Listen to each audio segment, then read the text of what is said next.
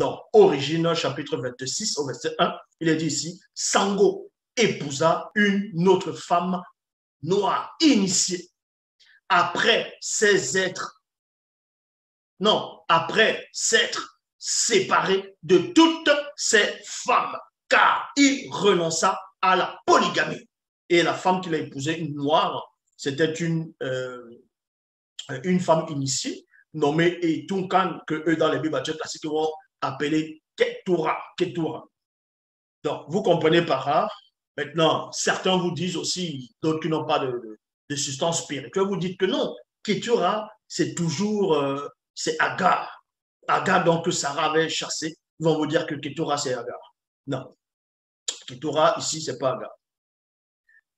Et Tunkan, donc Abraham a bel et bien renoncé à la polygamie, même dans les Bibles actuelles classiques.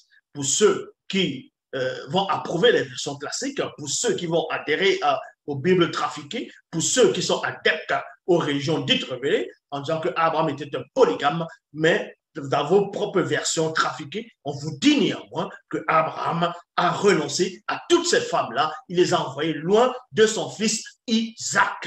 Est-ce que vous comprenez?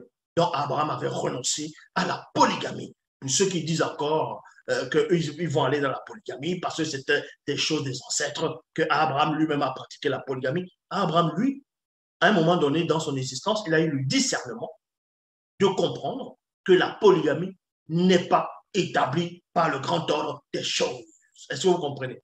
Parce que si la polygamie aurait existé dès le début, on allait mettre moto et plusieurs femmes. Moto allait penser à plusieurs de ces aides et elles allaient sortir. Mais la polygamie n'est pas une bonne chose. Et on voit cela encore dans on voit cela toujours par rapport à, vous connaissez l'histoire de Esau, le sceau, Esau, dans les Bibles classiques, Esau, pas le roi Esaü, mais Esau qui était le frère aîné physiquement de Jacob dans les versions classiques. Donc, c'est que Esau aussi avait pris 2 femmes. À un moment donné, il était polygame, vous pouvez vérifier. Jean 3,11, nous disons ce que nous avons en témoignage de ce que nous avons vu, de ce dont nous avons pénétré en profondeur. Donc, Esau, le frère de Jacob, lui aussi, c'était un polygame, y compris comme Jacob plus tard. Mais par rapport à Jacob, Jacob est tombé dans la polygamie, il n'a pas accepté ça volontairement. Il y a eu une duperie, une supercherie, on a vu ce qui s'est passé après. Mais néanmoins, le fils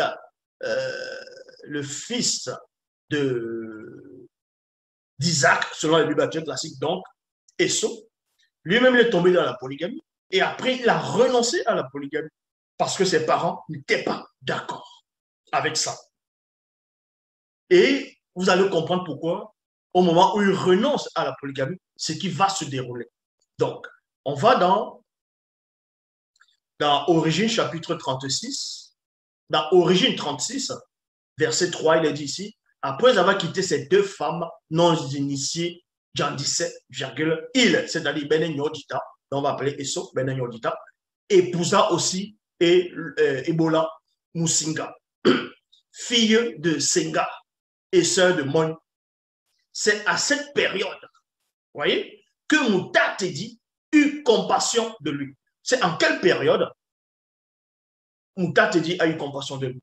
C'est en quelle période dans les Bibles classiques où Dieu, Yahvé, Adonai, Jéhovah, Elohim, l'Éternel, on vous dit qu'il a eu compassion des sots.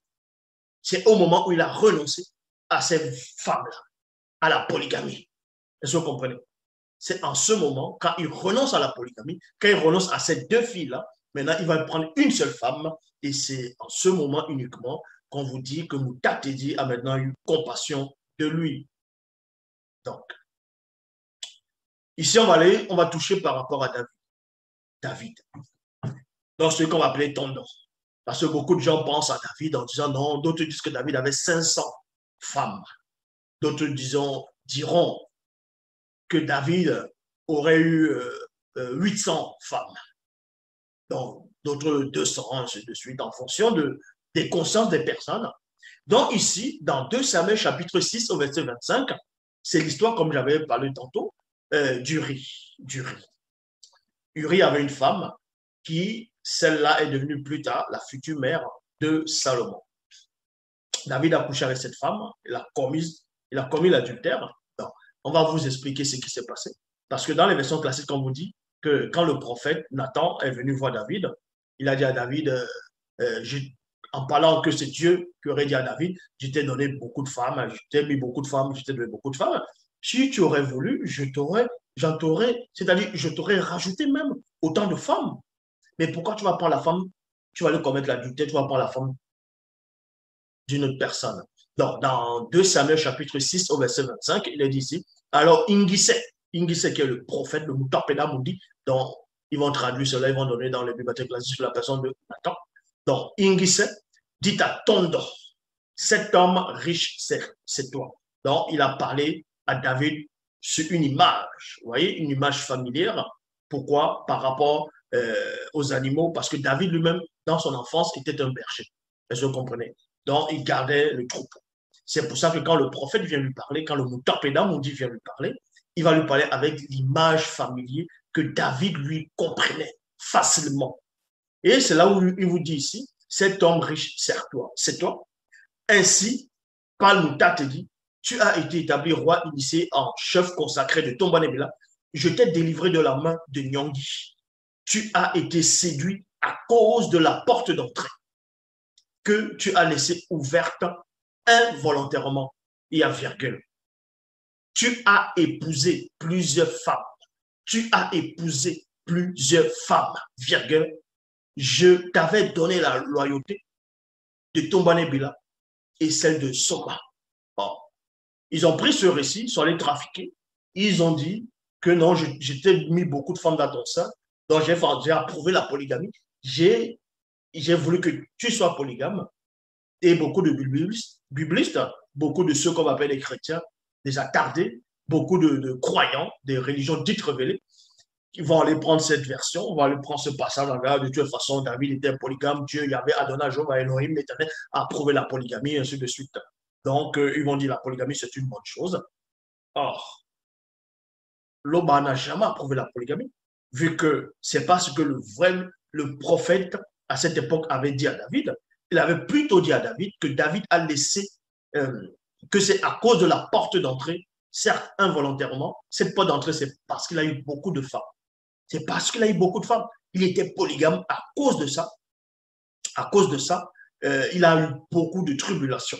C'est pour ça qu'on vous dit ici, tu as épousé plusieurs femmes, je t'avais donné la loyauté de Tombanebila et celle de Soma. Dans 2 Samuel chapitre 6 au verset 41, toujours dans la Bible, il est dit ici, Tondo consola Sommelait, sa femme, et après avoir rompu le lien intime avec ses autres femmes, il alla auprès de Sommelait et coucha avec elle.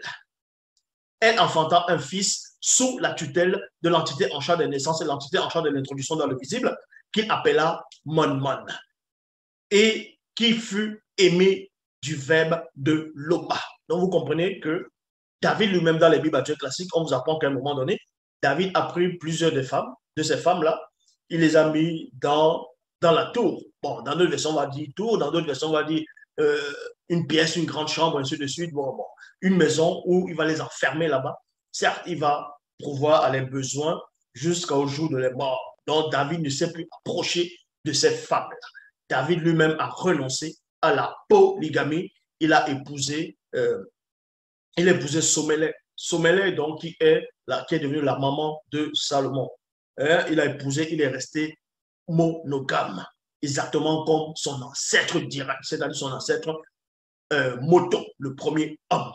Donc, vous dites ici, Tondo consola Sommelait, sa femme, et après avoir rompu le lien intime, et après avoir, il a d'abord rompu le lien intime avec ses autres femmes, et il alla auprès de Sommelait et coucha avec elle.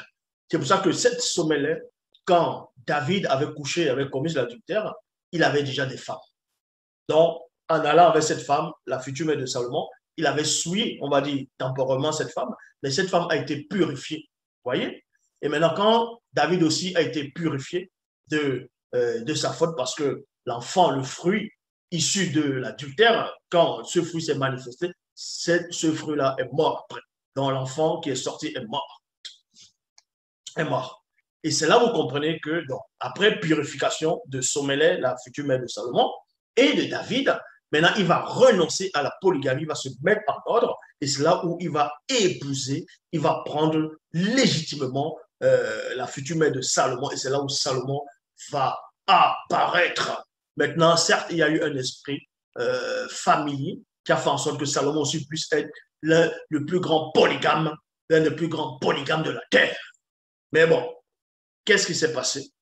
Donc, vous comprenez ici que Abraham, le patriarche, a renoncé à la polygamie parce qu'il a compris que c'était une mauvaise chose. Ben donc, Esso, lui aussi a renoncé à la polygamie. David a renoncé à la polygamie. Nous allons voir maintenant le cas de Salomon. Le cas de Salomon. On vous dit ici, par rapport à Salomon, vous savez qu'il est dit que Salomon avait eu beaucoup de femmes. Il a eu 700 princesses et 300 concubines. Donc, concubines de seconde zone, les femmes qui étaient quand même bien aisées, quoi. Hein. Donc, Salomon avait eu 1000 femmes, selon les versions classiques. Mais on sait que la toute première femme du roi Salomon dans les Bibles classiques, c'était une égyptienne.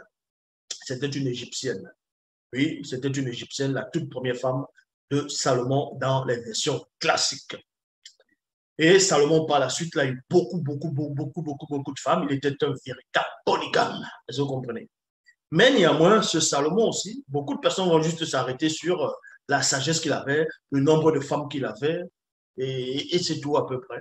Mais ce dont ils n'ont pas retenu, c'est que Salomon lui-même n'a pas été retenu dans la polygamie, dans le lien occulte, diabolique de la polygamie. Salomon a renoncé à la polygamie. En quel moment? On voit cela dans le livre secret de Moine, c'est-à-dire le livre secret de Salomon dans le chapitre 1, versets 8 à 9. Donc, il est dit ici, c'était pendant son combat spirituel très intense face au monde occulte. Et ici, on vous dit dans le verset 8, et à cet instant, moi, c'est-à-dire moi, Salomon, je fus libéré de l'influence de ces esprits occultes. Verset 9, et par la suite, virgule, je me séparais de toutes ces femmes non initiées, blanches et sans mêlée. Point. Salomon lui-même, il a expliqué cela, mais les versions classiques actuelles, ils ne veulent pas retenir cela. Ils ne veulent pas mettre cela réellement à jour. Ils vont rester dans les versions trafiquées pour pouvoir s'adonner pleinement dans la bestialité, dans le désordre, dans la pollution, vous voyez, avec des esprits de cochon.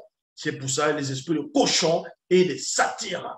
Donc voilà, le verbe de Loba vous a démontré par celui qui est en face de vous, dans le seul enseignant, que ça vous plaise ou pas, je suis le seul, il n'y aura pas deux comme moi. Est-ce que vous comprenez?